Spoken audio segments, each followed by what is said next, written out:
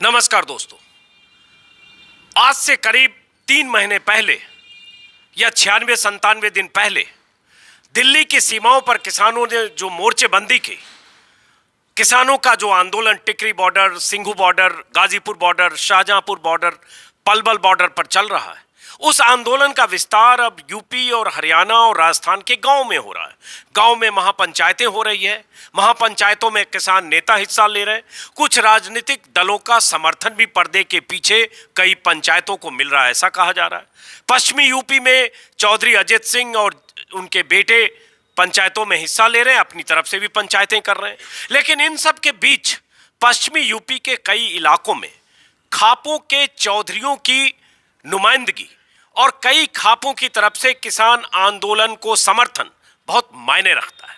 और वो इसलिए कि पश्चिमी यूपी के खापों की नाराजगी की खबर के बाद और ये नाराजगी के बाद कि पश्चिमी यूपी के जाट भी किसान आंदोलन को समर्थन कर रहे हैं, इस तरह की खबरों के बाद अमित शाह और जेपी नड्डा की तरफ से बीजेपी के नेता, मुजफ्फरनगर के सांसद, केंद्र में राज्य मंत्री संजीव बलियान को यह जिम्मेदारी मिली कि अपने इलाके में लोगों की नाराजगी कम करें, लोगों से मिलें, खाप के चौधरियों से मिलें, उन्हें समझाने की कोशिश करें कि यह कानून उनके लिए फायदेमंद है।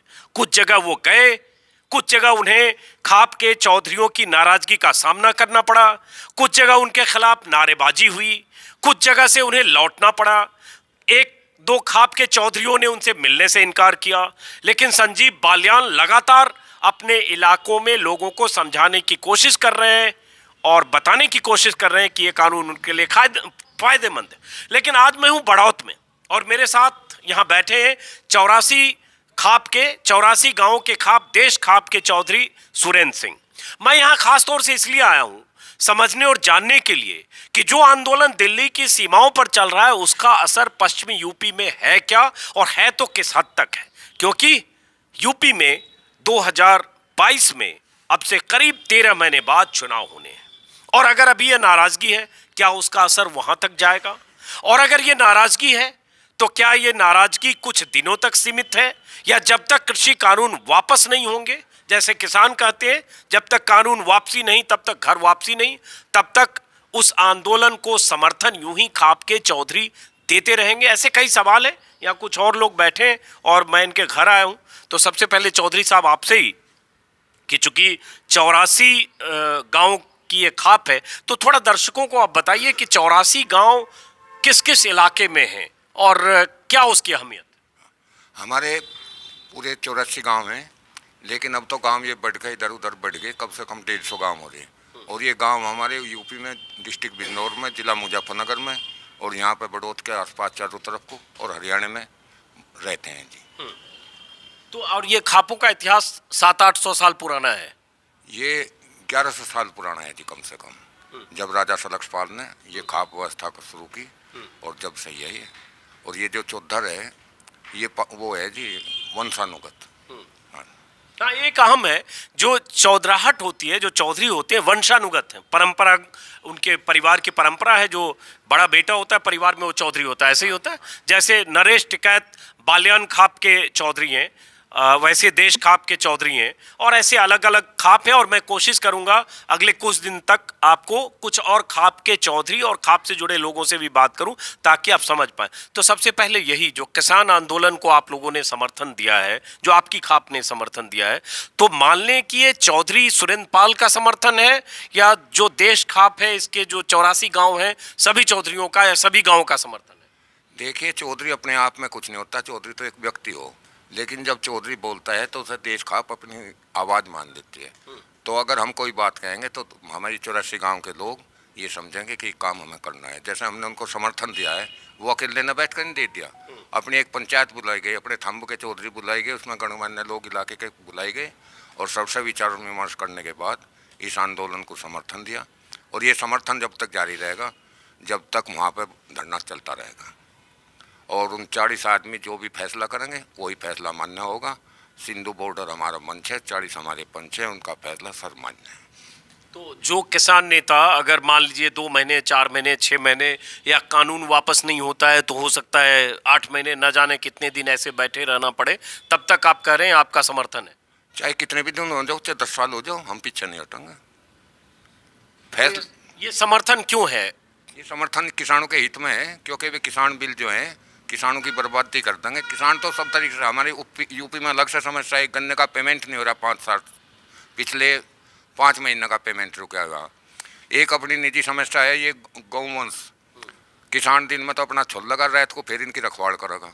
किसान तो बिल्कुल बर्बादी की कगार पर है। इनका कोई इनकी वो बना हुआ गौशाला, जब गौवंश से इतना प्यार है ना, क्यों नहीं मानते गौशाला? तो ये समस्या है जी, किसान तो पूरी तरीके से बर्बादी की कगार पर जाने को हो रहा। तो आप लोग जैसे खाप के चौधरी के तौर पर क्या किसानों से संवाद करके उनकी समस्याओं को इस बीच आपने समझा है जब से ये किसान आंदोलन चल रहा है? हाँ जी, क्यों नहीं समझा। रोजाना आदमी आते हैं, मिलते हैं, गाजीपुर बॉर्डर भी जाते हैं, कुछ चले जाएं कुछ आ जाएं, तो ऐसा मामला बराबर से चलता रह जाए। अगर हमारे वहाँ 500 आदमी आ जाएं तो किसी कारण से उनमें से कुछ आदमी आ जाएंगे, इतने प्लस हो जाएंगे। तो यहाँ से लोग जाते हैं उस आंदोलन में गाजीपुर बॉर्डर? बिल्कुल जाते हैं जी। हमारे खाप के नाम से अलग से वो लगा हुआ है, लंगर चल रहा है उसका, और यही खाप के लोग ही वहाँ खाने पीने का सब सामान पहुँचाते हैं। तो उसका असर चौधरी साहब, जितना ठीक है गाजीपुर बॉर्डर पर लोग जाते आते हैं, लेकिन उसका असर क्या ये आसपास के गांव में, इलाकों में, बड़ौत में, बागपत में या बिजनौर में या जहां भी बोल रहे हैं कि आपकी खाप से जुड़े लोग हैं या गांव हैं 84 गांव, उन गांवों में उतना असर है क्या? सरकार और संजीव बालियान जैसे लोग या ऐसे लोग कहते हैं ठीक है कुछ मुट्ठी भर लोग हैं जो आंदोलन में जा रहे हैं? हाँ, ऐसे ही कहना भी नहीं चाहती, मुट्ठी भर नहीं, उन्हें तो चुकटी भर कहने लगो, उनके कहने से क्या हो जाए। वे नु कहने लगो हम तो थम्बू के चौधरी से नहीं मिलना चाहते।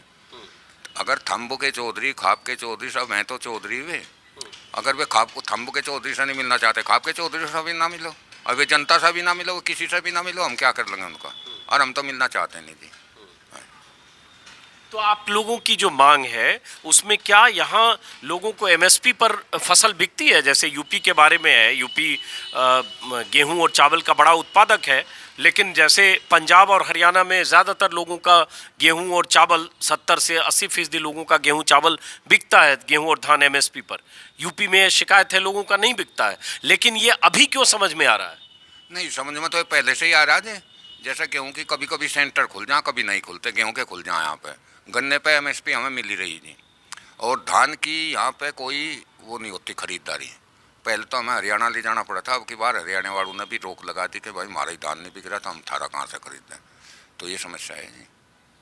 तो ये बताइए इसका असर, कोई राजनीतिक असर भी देखते हैं क्या हम? थोड़ा इसलिए मैं समझना चाह रहा हूँ क्योंकि पश्चिमी यूपी की ही बात करें ओवरऑल, लेकिन चूंकि मैं पश्चिमी यूपी में हूँ, जाट खाप का रिश्ता पश्चिमी यूपी से है। 2014 का चुनाव देखें, उसके पहले मुजफ्फरनगर में दंगे हुए 2013 में, और उसका असर 2014 के चुनाव में हुआ। 2017 में योगी को 325 सीटें मिल गई।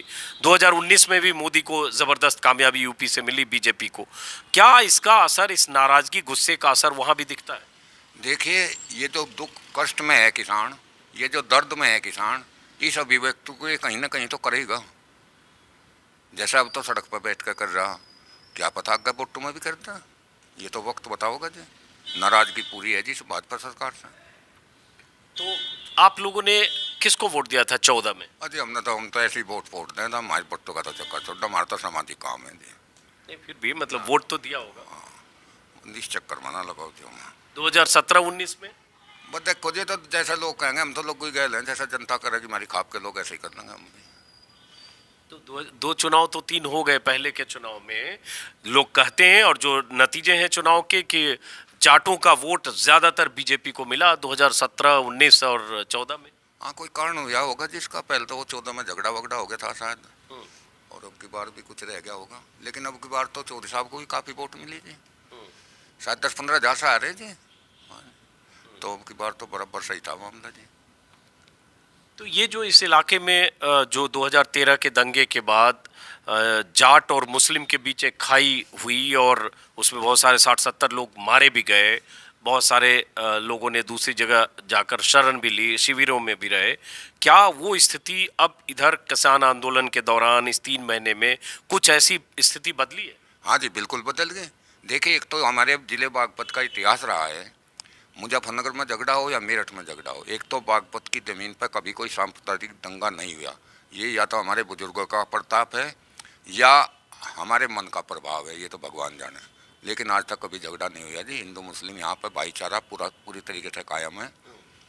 इनके बाग हैं जी, तो इनका लच्छी कसाई लेख रहा था बाग इनके, और वो 2-3 बार हम भी 2-3 जो भी फसल आवे थी भिजवा कर थे जी। ऐसे त्योहार को हम भी मिठाई पिठाई भिजवाते थे उनका दिवाली पे। तो यहाँ पर कभी कोई ऐसा नहीं जी। और जब ये 13 में हुआ दंगा मुजफ्फरनगर, 13, हाँ जब 13 में दंगा हुआ हमारे बागपत में जब भी कोई घटना नहीं घटी नहीं। हाँ लेकिन वोट तो, लेकिन 14 में अजीत सिंह को तीसरे नंबर पर तो भेजा बागपत ने। वो मुसलमान भाई नाराज हो गए थे ना उनसे, मुसलमानों ने अलग से वोट दे दी। वो जट उसको ये मान के थारे दुश्मन है ये। नहीं, मुसलमानों ने तो अजीत सिंह को दे दिया। इसका उल्टा भी मतलब निकाल सकते हैं कि जाटों ने नहीं दिया, जाटों ने बीजेपी को दे दिया। हाँ हो सके जी, ये भी हुआ हो, ये तो इलेक्शन की बात है। जिस बागपत से अजीत सिंह 6 बार जीते, 8 बार चुनाव लड़े, जिस बागपत से चौधरी चरण सिंह उनके पिता 3 बार जीते, उस बागपत ने 2014 में अजीत सिंह को तीसरे नंबर पर भेज दिया। दरअसल 14 में तो मुसलमान और जाट अलग हो गया था, और जाट भी बैठ कर कुछ बीजेपी में चले गया। तो इस कारण से तीसरा नंबर तो रह गया जब मुसलमान निकल गया। दूसरी बार जब जैन चौधरी जी लड़े तो मुसलमान ने तो टोटल वोट दिया, लेकिन मुझे ऐसा लगे कहीं जाट फिर बट गया जी। तो उस बटने में फिर जो डॉक्टर सतपाल सिंह जीत गए। और अब जो है जो जाटों में नाराजगी है, इसका कुछ न कुछ प्रभाव चुनाव पर अवश्य पड़ेगा। आप क्या कहते हैं, जो खापों की नाराजगी की खबर या खाप के चौधरियों की नाराजगी की खबर है, इसका कोई राजनीतिक असर होगा? आप चौधरियों से नाराजगी बढ़ा के सरकार यहाँ पे अपने आप को नुकसान पहुँचाओगे। हमारे यहाँ जो भी आदेश चलता है ज़्यादातर खाप चौधरियों का, थम्बे चौधरियों का, इनका सबका यही चलता है। और किसानों में भारी रोष है। गन्ने का पेमेंट नहीं हुआ, रेट नहीं बढ़ रहे, और ऊपर से 3 बिल और ला दिए ये काले कानून। तो किसान जो है बेहद परेशान है, दुखी है। सभी किसान, जाट जाट नहीं, जो सब किसान हैं सब दुखी हैं इस बात से। और इसका चुनाव पे बहुत बड़ा असर पड़ेगा। आप क्या सोचते हैं? किस संबंध में? नहीं, ये पॉलिटिकल मतलब भी इसका कुछ निकलता है? 100% निकलेगा। जब आदमी नाराज होगा तो विरोध में रहेगा।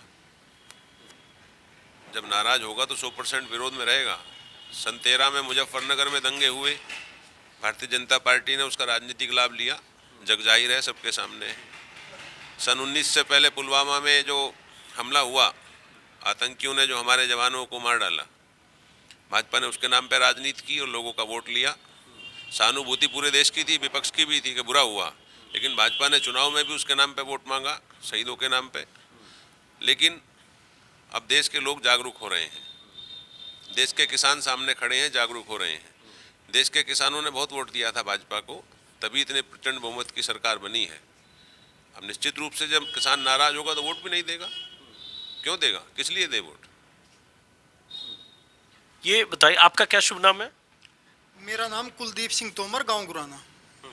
तो ये जो पश्चिमी यूपी से बार बार आ रही है कि संजीव बालियान कहीं जा रहे हैं, उनको लोग उनसे मिलने से इनकार कर रहे हैं, या वो जा रहे हैं उनका कुछ विरोध हो रहा है, और ये कुछ खाप के चौधरियों की तरफ से ये बयान है कि हम किसान आंदोलन के साथ हैं, इसका असर क्या गांव में उस तरह से दिख रहा है? क्योंकि कुछ पंचायतें होना, दर्जन भर पंचायतें होना अलग बात है, लेकिन क्या ये आंदोलन का समर्थन किसी ऐसी नाराजगी की तरफ जाएगा जो अगले 1.25 साल बाद, 13 महीने बाद होने वाले चुनाव पर असर पड़ेगा?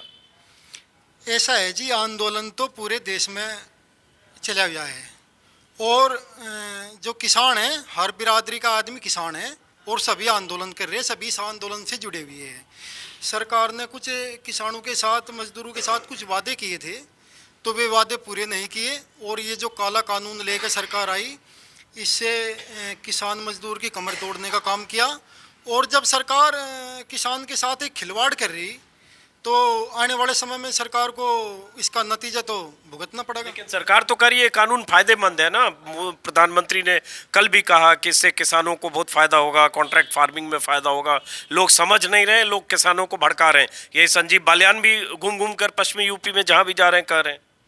ये देखो, ये कानून किसान के खिलाफ है, और ये घूम के ये सोच रहे कि इन किसानों को गुमराह कर दिया जाए। लेकिन किसान अब समझदार हो गया, वो इस कानून के बारे में जान गया कि ये काला कानून है, किसान विरोधी कानून है। और अब जो किसान है वो सरकार के झांसे में, या जो ये लोग इधर उधर घूम रहे, गुमराह करना चाह रहे किसान को, ये गुमराह नहीं होगा। ये बताइए, आप सब लोगों ने, आप बोलें चाहे नहीं बोलें, ये सच है कि इस इलाके में, आसपास के इलाके में, पश्चिमी यूपी में, हालांकि पूरे यूपी में वोट 2014 में भी, 2019 में भी और 2017 में भी योगी मोदी को लोगों ने दिया, कुछ कहें कुछ ना कहें, क्योंकि यहीं अजीत सिंह तीसरे नंबर पे रहे 14 में भी, 19 में उनके बेटे हारे, सीट बदल के गए तो भी हारे, मुजफ्फरनगर गए तो भी हारे। इस बार क्या ये नाराजगी कहीं चुनाव पर भी असर दिखेगी? अगर यह कानून ऐसे ही रहा और सरकार ऐसे ही कहती रही कानून फायदे में है, और किसान ऐसे ही कहते रहे कि कानून वापसी नहीं तो घर वापसी नहीं, चुनाव में ही दिखाएंगे हम अपनी ताकत। वैसे हमारे पास कोई ताकत नहीं, हम दिल्ली जा रहे आ रहे, इकट्ठे हो रहे, वहाँ 3 महीने से पड़े, भूखे भी हैं, सर्दी भी लगी। चुनाव में ही हम अपनी ताकत का इजहार दिखाएंगे गवर्नमेंट को। हाँ, पिछले चुनाव में किसको वोट दिया था? नहीं, पिछले चुनाव में तो ये बहका में हमें झूठ बोलते हैं, हमारे पास बिजली की दिक्कत थी, गन्ने का पेमेंट नहीं होता, इन्होंने हमें बहकाया, गन्ने का पेमेंट 14 दिन में होगा, ब्याज दिया जाएगा, बिजली 24 घंटे रहेगी। तो उन सब बातों को देख के हम भी बहक गए थे। अब वो बहकने वाली बात नहीं होगी। तो अभी जैसे ये तो 3 महीने से ज़्यादा हो गए इस आंदोलन के, और अभी कुछ नहीं पता चल रहा है कि ये 2 महीने, 4 महीने, 6 महीने, सरकार तो साफ कह चुकी कि हम किसी सूरत में उस आंदोलन को वापस नहीं लेंगे, तो आंदोलन तो अनवरत चल सकता है। तो गांव में इसका असर है? गांव में भी असर है इसका खूब, और ये लंबे टाइम तक चलता रहेगा। हम अपने काम भी करते रहेंगे, वहाँ भी रहेंगे, वो अभी जिम्मेदारी निभाएंगे, ये भी हमारी ड्यूटी है, उसको भी हम पूरी अच्छी तरह से निभाएंगे को। आपका शुभ नाम क्या है? मेरा नाम सुभाष चौहान है। तो आप किस चीज़ की खेती करते हो? खेती गन्ने की करते हैं। तो यहाँ के लोगों की मुख्य समस्या या नाराजगी गन्ने की कीमत या गन्ने की फसल की कीमत में देर से भुगतान को लेकर है? हाँ, ये भी है, ये भी बड़ी दिक्कत है किसान के सामने आज। यहाँ गेहूँ और धान नहीं बोया जाता है, यहाँ मेन फसल गन्ने की है, और गन्ने की दिक्कत खूब है किसान को यहाँ। हाँ, गन्ने का पेमेंट नहीं हो रहा, भाव नहीं बढ़ा जा रहा, 3-4 साल हो गए गन्ने का भाव नहीं बढ़ा। कौन सी चीज़ है जिसके भाव नहीं बढ़े हो 4 साल से, बताओ आप ही। आप कहाँ से, क्या शुभ नाम है आपका? मेरा नाम हरबीर सिंह। आपके उसमें आप भी खेती करते हैं? हाँ जी, खेती कर रहा है। किस चीज़ की? गन्ने की? गन्ने की खेती है यहाँ, तो मेन तो वही है।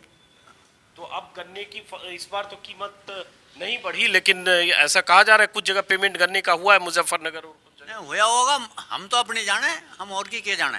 तो आपकी कितने दिन से नहीं हुई? अभी 15 मार्च 20 तक का आया पेमेंट अब तक।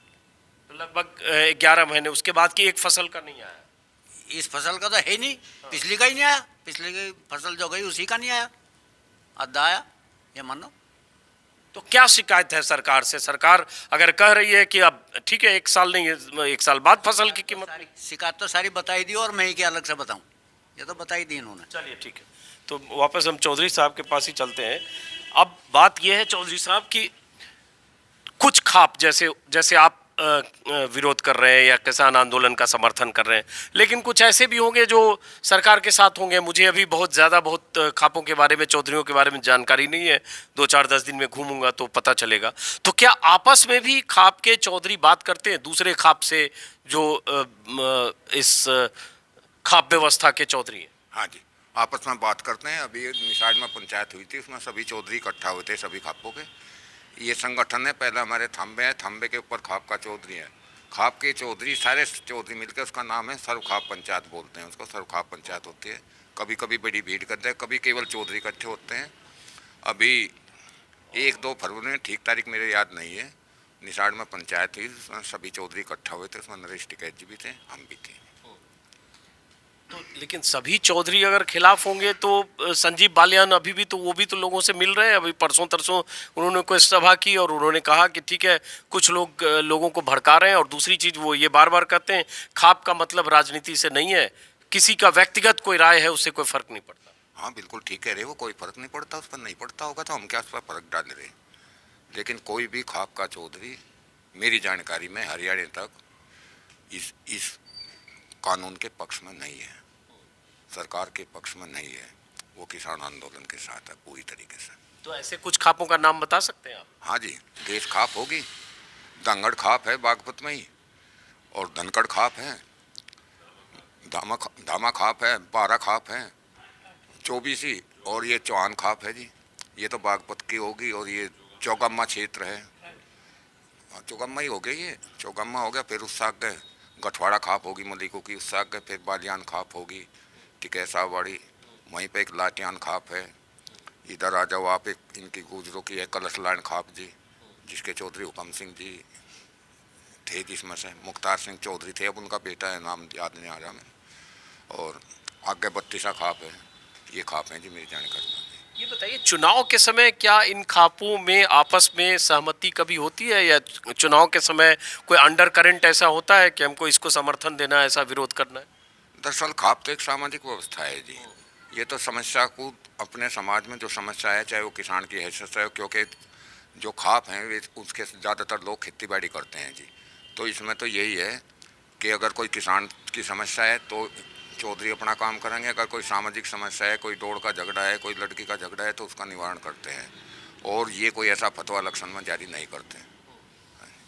चलिए, तो मोटे तौर पर यही है जो हम सब लोग जानते पढ़ते रहे हैं कि खाप की परंपरा, आप बोल रहे हैं 1100 साल, 1050 साल, और उस परंपरा को निभाते हुए, वंशानुगत तौर पर निभाते हुए, जिम्मेदारी लेते हुए खाप के चौधरी चुने जाते हैं, बनते हैं। हालांकि वो परंपरागत और वंशानुगत है, लेकिन मकसद मेरा भी यही जानने का है कि क्या जो किसान आंदोलन दिल्ली की सीमाओं पर है, वहाँ से अगर गांव में पंचायतें हो रही है और कई पंचायतों का नेतृत्व खाप के चौधरी कर रहे हैं, या पंचायतों के मंच पर खापों के चौधरी दिखते हैं, तो क्या उस मंच तक सीमित है, या वाकई गाँव में, खापों में, या बड़ी आबादी में उन किसानों के समर्थन से जो चीज़ें पैदा हो रही है, जो आक्रोश पैदा हो रहा है, उसका कोई राजनीतिक असर भी हो सकता है? मकसद यही जानने का था। फिलहाल इस वीडियो को यहीं ख़त्म करते हैं दोस्तों, फिर मुलाकात होगी किसी और वीडियो में। नमस्कार।